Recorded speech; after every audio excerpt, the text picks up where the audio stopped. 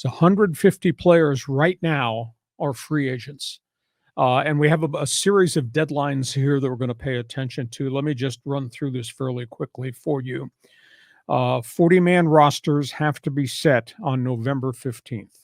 Everybody who's got all these players stockpiled and hidden in the farm system, Padres included, have to make a decision who will be on the 40-man roster as they go to the winter baseball meetings. There was no Rule 5 draft last winter because of COVID. The Rule 5 draft is back in place, which I think is going to mean a lot more guys are going to be left unprotected. There was a collective group last year that nobody had to account for. Now they got to be accounted for in addition to the guys that you've got in your farm system. So that's the one of the things that has to happen. Qualifying offers to big-name free agents, November 10th, Nick, this coming weekend. Mm-hmm. An Aaron Judge-type player. The qualifying offer figure for superstars is $19.8 million. I offer you the qualifying offer. You have a couple of days to decide. I'll accept it, which locks you in for next year at $19.8, mm-hmm. or I'll reject it, go into the marketplace, and there'll be draft pick compensation if you sign somewhere else. But the qualifying offer is only for big name guys. It's not for everybody. So you got that coming up. Negotiations for free agents. The marquee names, Thursday. They go on the open market. Friday morning, free agents can start signing with clubs if they wish. Will it be lightning strikes? Back in the day, George Steinbrenner would sit there behind the curtain, and the first hour of baseball free agency, whammo, he'd go get guys. Yeah, he would. I don't know if that's going to happen or whether Scott Boras, the super agent now, will take his guys on a tour and they'll negotiate, and this thing will drag out forever and ever. So you got impending free agency and the window opens there. You got the Rule 5 draft, which will be at the winter meetings, first week of December, which is here. The general managers meetings are in Las Vegas. They have just begun.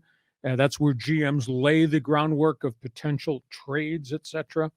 So now in terms of where we are with the Padres, next decision is going to be from one of their pitchers.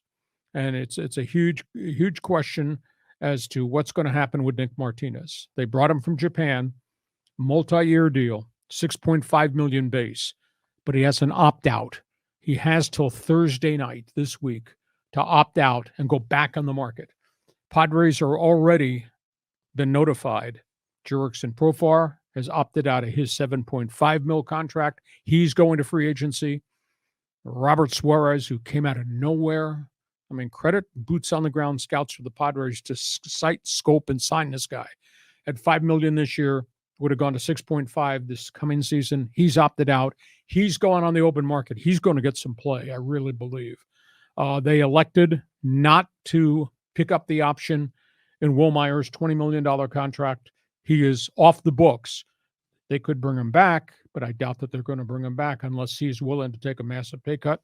He may wind up somewhere else because at the end of the day, he hit 258 in his career in San Diego, and he hit 98 home runs. Was never, ever consistent. Good guy, multi-position guy, could be trusted, but he wasn't a superstar, and he wasn't a $20 million a year player. So he's gone, much like the other guy who came here, Eric Hosmer, about that same time. So those guys are off the book. So that's where the Padres are. The Nick Martinez decision is coming. Part of me is stunned, but I understand it's economics, and I understand it's the player taking care of his family. But, the Padres gave Martinez an opportunity after he failed before in Texas. And the Padres took a flyer on Suarez when nobody touched him, came here, had great success, and now these guys are going out the door just like that after what the Padres did, opportunity, groomed them, etc. Part of me is disappointed, but I do understand it is the business of baseball. Your reaction? Well, it's like corporate America, right? There's no loyalty anymore, whether you're the corporation or the employee. And I think that plays out in Major League Baseball. Show me the money. Yeah, exactly. So, but going back to the qualifying offer piece, I mean, that sounds a lot like the franchise tag in the NFL. Right? Exactly. I mean, what are the differences between those two?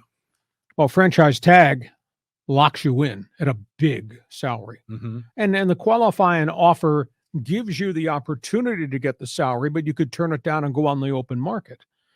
You can still re-sign with your club while you're shopping yourself. So is a little bit of a difference. Baseball, the union is trying to change the qualifying offer. But I think last year, I think there were 14 guys who got the qualifying offer. It's not everybody across the board. Mhm. Just like in the NFL, you don't franchise tag every guy just because the cost is so high. Um, it's different. Speaking of free agents, as the window opens on November 10th, you got Aaron Judge. That's marquee. I don't know what will happen, except we know that agent takes those players around the bend, Mhm. and he will shop Aaron Judge of the Yankees for just a mega contract. Phenomenal number of shortstops are on the free agent market. We're talking established stars. Carlos Correa has gone back out there again. Xander Bogaerts has just opted out with the Boston Red Sox, and he is really a star. Dansby Swanson, who's grown into a star with the Atlanta Braves, is going to be out there. Will Contreras, the catcher of the Cubs, is there. In terms of pitching, well, there's not a marquee group of pitchers yet. Zach Eflin of the Phillies just opted out of his contract today. Now, he wants to be a starter rather than a reliever. He had a 1.15 earned run average coming out of the bullpen down the stretch for the Philadelphia Phillies. So that bears watching. And then, of course, Trey Turner of the Dodgers. So we got big names that are going to be on the free agent market starting on Thursday the 10th, and we'll see who signs quickly. But the fact that Scott Boras reps a lot of these big name guys, maybe they won't be the flurry of signings immediately. Well, maybe the market is going to kind of get hung up until Judge signs, until Trey Turner signs, then they kind of set the baseline, right? And then everyone can kind of gauge their worth based on what the value of the market is. And if that drags into February, this whole thing could be stalled for a few months.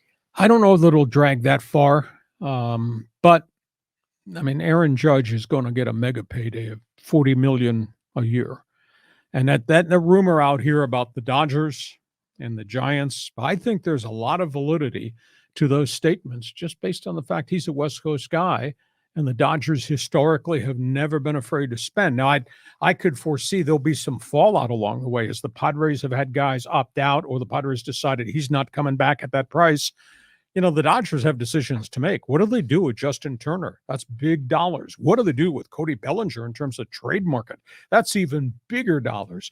They're not going to force a decision from Clayton Kershaw yet. So the Dodgers could be rearranging the roster to take some money that used to go there, put it over here. That might be Aaron Judge's acquisition. And what do they do if Trey Turner leaves?